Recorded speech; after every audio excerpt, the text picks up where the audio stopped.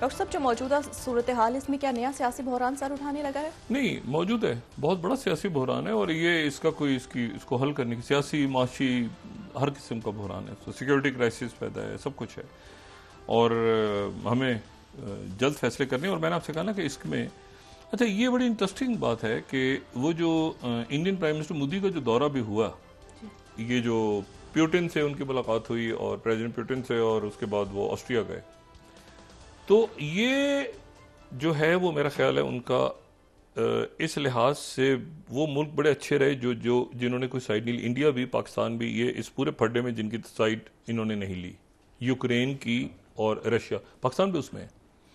पाकिस्तान ने भी रशिया से और यूक्रेन से अपने ताल्लुकात बैलेंस रखे। पाकिस्तान उस ब्लॉक में है, इंडिया भी है।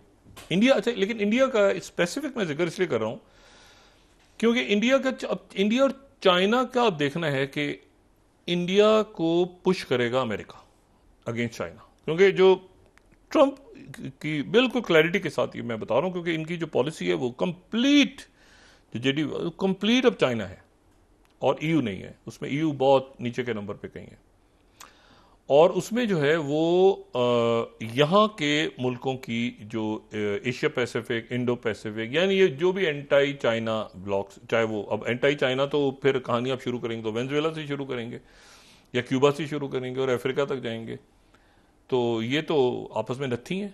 बहुत बड़ा ब्लॉक है ये जो एससीओ का ब्लॉक है और जो ब्रिक्स है और ये सारा, तो कैसे करेंगे ट्रेड के ऊपर। और ये तो ये अब एक अमेरिका पुश करेगा इंडिया को।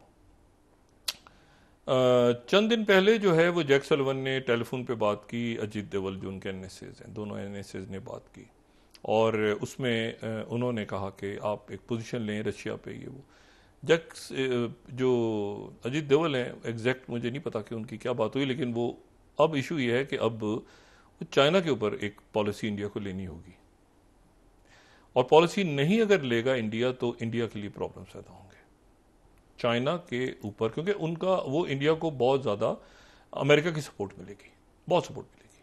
देखिए ये आप ध्यान में रखें कि इंडिया को बहुत सपोर्ट मिलेगी ट्रंप एडमिनिस्ट्रेशन से, ये इस वाइस प्रेसिडेंट की मौजूदगी में, और ख़ासतौर पे उनकी वाइफ का भी बैकग्राउंड इंडिया से, लेकिन वो सपोर्ट मिलेगी कि खुलकर आपने चाइना के अगेंस्ट आना है। और यहां पे जो बैलेंसिंग एक्ट्स हैं अब सारे मुल्कों के, वो एक कैसे आपने बैलेंस करना है, क्योंकि चाइना से तो एक फड्डा है। अब क्या चाइना के साथ मतलब वो देखें, रशिया तो सीज़फायर में चला जाएगा एग्रीमेंट में, यूक्रेन तो बिल्कुल ही वो तो फारिग हो गया ना, वो तो उसको तो कहीं अभी मिलेंगे भी नहीं ना उससे ज़ेलेंस्की वगैरह को। मतलब ये प्यूटिन के साथ इनके मामला ये ठीक करके, और वो जो भी प्लान है जिस पे प्यूटिन भी एग्री कर गए, यूक्रेन ये जो चक्कर लगाया इन्होंने, सिर्फ मॉस्को नहीं मिले, विक्टर ऑर्बन जो है और ईयू के सदर हैं। आप इनको, ईयू ने अपनी मीटिंग वगैरह कैंसिल कर दी इनके साथ, लेकिन अब वो दोबारा ईयू इनके साथ रुजू करेगा कि भाई एक मिनट ठहरो, ये खत्म करवाओ जंग। अच्छा, लेबर पार्टी जो है वो पॉपुलर है, लेबर पार्टी बड़ी मजबूत है और लेबर पार्टी तो ये मेरा ख्याल है कि वो अपना इसमें इस वक्त में लेबर पार्टी का होना बड़ा, आप समझें कि बरतानिया के लिए एक उसकी एक यूनिक पोजीशन बनेगी। बरतानिया के जो लोग हैं और जो यूरोप के लोग हैं मजमूई तौर पे, इससे कतई नज़र के वहाँ राइट विंग पार्टी वो अभी वो ये ट्रंप जो माइंड सेट है और जो वहाँ पे नारे वारे लग रहे हैं उस तरफ नहीं गए लोग, बरतानिया के तो बिल्कुल भी नहीं गए। तो वो इसको बड़े तरीके के साथ वहाँ पे यकीनन देखेंगे, उसको बैलेंस करेंगे और वो कभी भी इस मतलब है कि जहाँ जा रहा है, मतलब एक यूके भी आपको एक ज़रा आज़ाद इंडिपेंडेंट पोजीशन में नज़र आएगा अंडर लेबर पार्टी। ऋषि सुनाक वगैरह तो बिल्कुल ही फारिग थे ना, उनको तो आखिर में कोई उनका तो सर पैर ही समझ में नहीं, ये बड़े तगड़े। लेकिन मैं आपसे जो बात कह रहा हूँ वो ये कह रहा हूँ कि जो पॉलिसी है वो पॉलिसी शिफ्ट अभी से दुनिया ने, अभी तो देखें नहीं पता कि अगले, वो तो कन्वेंशन से पहले अगले महीने कन्वेंशन है ना, 24 तारीख को जा रहे हैं नेतन्याहू, बातचीत चल रही। विलियम बर्न्स ने वही दोबारा कि जी सीज फायर हो, किसी तरह सीज फायर हो।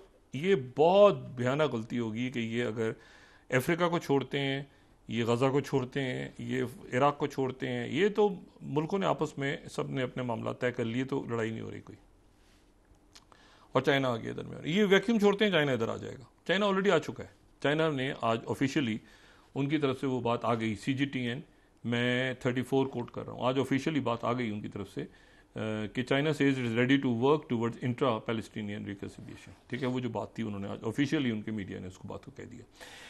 दो शख्सियात इस वक्त बड़ी इंपॉर्टेंट मौजूद हैं वाशिंगटन में, और उनका जो रीड आउट है ये मैं 32nd स्लाइड या secretary Blinken meeting with Israeli minister of strategic affairs Dermer and national security adviser Hanegbi. अच्छा, ये जो है 32nd, इसको दोनों की मुलाकात और इसके अलामिया में वही के ताल्लुकात अच्छे रहेंगे सारा ये सारा। लेकिन इशू ये है कि इसको अगर इन्होंने बाइडन के पास इस वक्त कुछ नहीं है इलेक्शन में जाने के लिए, कुछ भी नहीं है। एक तो उनकी पर्सनैलिटी, फिर गलतियां, फिर वो मतलब वाइस प्रेसिडेंट जो है वो मतलब देखें ना, मिस्टर पुतिन जेलेंस्की को कह दिया, वाइस प्रेसिडेंट ट्रम्प बना दिया, मतलब वो उनकी और फिर ये जो डिफेंसिव पोजीशन में चले गए जब से ये, और लोगों को नहीं समझ में आ रहा कि गोली कैसे चली है। वो सीक्रेट सर्विस टोटल जो है वो डिफेंसिव पे गई हुई है, और लोग इनके जो ट्रम्प के लोग हैं वो कह रहे हैं सीक्रेट सर्विस पे आप एतबार ही नहीं करो, ये तो हमारे उम्मीदवार के पीछे लगी हुई है, ये तो चाहती नहीं है कि इस तरह का आज़ाद मनुष्य आदमी जो है वो अमेरिका को आए, जो कि डीप स्टेट पीछे लगे, उनकी थ्योरीज हैं वहाँ पे घूम रही हैं। अब मसला ये सारा कि लेकिन वो जाहिर है अलर्ट होके, अगर वो पूरा प्रेसिडेंशियल कैंडिडेट भी बड़ा इंपॉर्टेंट है इस वक्त, ठीक है ना, एक पॉपुलर वेव के साथ, और वो आवाम में निकल के दोबारा आके, तो वो मतलब है कि जो नारे लग रहे थे, जो फिर बंदा उसने चुना है वो तो बिल्कुल एक क्लैरिटी के साथ वर्ल्ड व्यू रखता है। इसको कहा जा रहा है कि ट्रम्प ने अपना इनहेरिटर चुना है। एक्चुअली ट्रम्प ने अपनी जो लेगेसी है वो लेगेसी आगे लेके चलने वाला बंदा जो रहेगा अमेरिकन हिस्ट्री में, वो आगे ये होगा जो वाइस प्रेसिडेंट है। यानी इस ट्रम्प की सेकंड टर्म है, तो अगली टर्म में ये ट्रम्प की जो थ्योरी है या ट्रम्प का जो जहन है, उसका जो इनहेरिट करेगा उसे अमेरिका में, अब वो ये होगा। यानी जेडी वैंस जो है उनकी अब ये मतलब उनको एज ए इनहेरिटर कहा जा रहा है, not Eric Trump, not someone else, कोई और नहीं।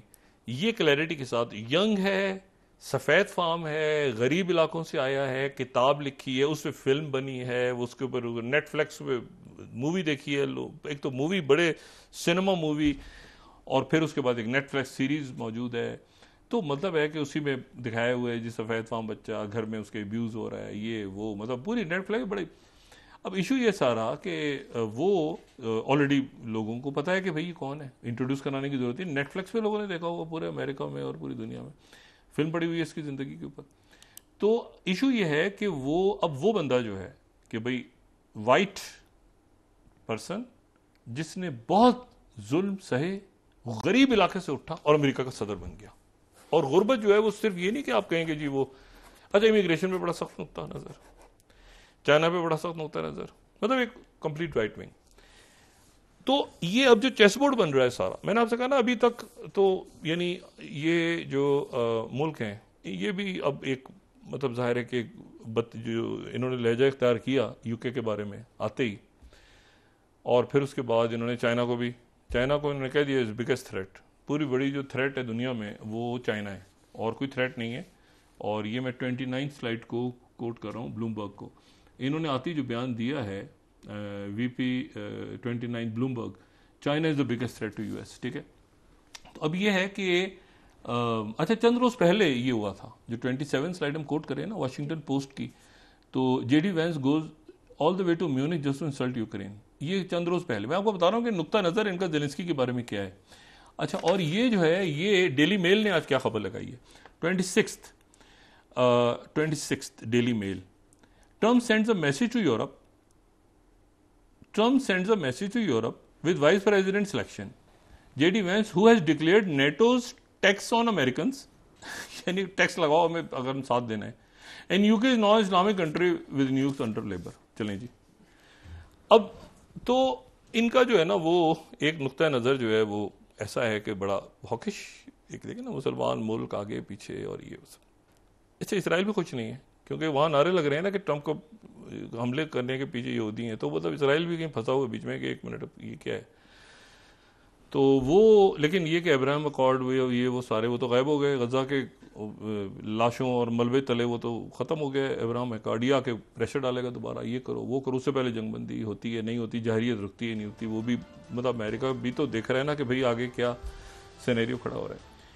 तो और साथ ही जो दहशतगर्दी की मैंने बात की, एक अनहोना वाक़या पेश आया है, अनहोना तो नहीं बहुत कम रेयरली ऐसा हुआ है कि हमारा इंतहाई दोस्त बरादर मुल्क हमारा ओमान, मस्कत ओमान, वहाँ पे दहशतगर्दी हुई है। हमारे सफ़ीर ने जो बात की है, वहाँ पे एक दहशतगर्दी का वाक़या हुआ है जिसमें इतलात ये हैं कि 2 पाकिस्तानी और 1 इंडियन जो है वो फायरिंग के वाक़े में, और पुलिस ने फिर न्यूट्रलाइज़ कर लिया। जो अभी तक इतलात आ रही हैं वो यही हैं कि वो उस इलाके में कोई दहशतगर्दी का वाक़या हुआ है, और उस वाक़े में पाकिस्तानी एम्बेसडर जो हैं वो भी आए। फिर इंडियन एम्बेसी ने भी एक वहाँ पे मैसेज इशू किया कि एक इंडियन शहरी भी वहाँ पे जो है उस दहशतगर्दी का निशाना बना। उसकी जो तफसीलात हैं वो हमारे पास नहीं है कि वो क्या हुआ है, लेकिन ये है कि वो किसी इमाम बारगाह में गालिबन कोई दहशतगर्दी का वाक़या हुआ है, और बड़ा रेयर है किसी भी खलीजी रियासत में या इस तरह से, वो बहुत रेयर है कि ओमान, मस्कत ओमान में वाक़या पेश आए। लेकिन ये कि पाकिस्तानी एम्बेसडर हमें बड़े फाल वहाँ पे नजर आए।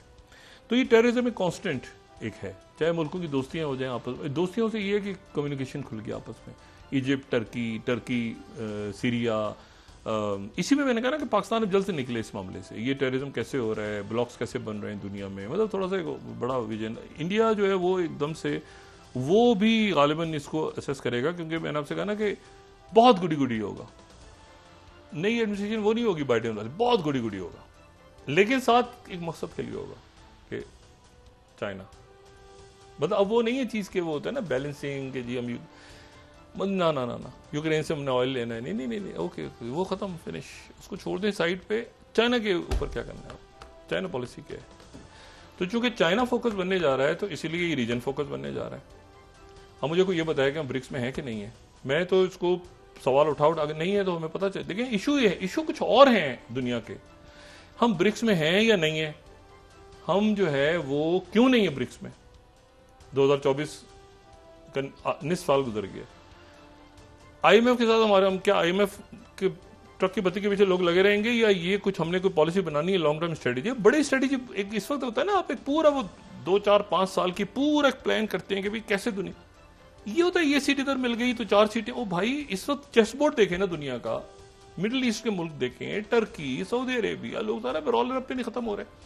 तो मसला ये है कि ये इसमें ये जो चेंजेस आ रहे हैं, यूएस इलेक्शंस और बाकी सारी चीजें, और उसमें ये कांस्टेंट फैक्टर आपका टेररिज्म, आपकी इकोनॉमी, आपका सोशल अनरेस्ट नहीं फैलना चाहिए, और फॉरेन पॉलिसी में आप जो है वो गलत डिसीजन लेके पता चला गया और निकल गए, जो अभी तक हमने ठीक रखा है। लेकिन अब हमारा इफेक्ट होना शुरू हो गया, जो मैं बार बार कह रहा हूं कि इंटरनल टर्मोइल को खत्म करें। ये मैन मेड क्राइसिस है, एलिट को नहीं पकड़ना। क्यों नहीं पकड़ना, मतलब आईपीपी इसके मुआहदे नहीं खत्म करेंगे, वो 1992 में फलाना आदमी नाराज हो जाएगा, उसके बच्चे उधर बैठे हैं, उसके बच्चे, भाई क्या मसला है, क्या प्रॉब्लम है। आप एक लॉन्ग टर्म स्ट्रेटेजी बना के आगे चलें, और उसमें आप जो है वो या तो आप कह दें कि हम नेटो ज्वाइन कर रहे हैं, कह दें, या ब्रिक्स में जाएंगे, कहीं पॉलिसी, मतलब एक दुनिया में बहुत कुछ हो रहा है इस वक्त। तो बराह करम, और टेररिज्म का ये वाकया तो दिलखराज वाकया है सामने। तो ये अल्लाह ताला करे खैरियत से ये दिन गुजरे मुहर्रम के और उसके बाद के भी, और सियासी टर्मोइल, हमारे अकाबरीन बैठे हैं।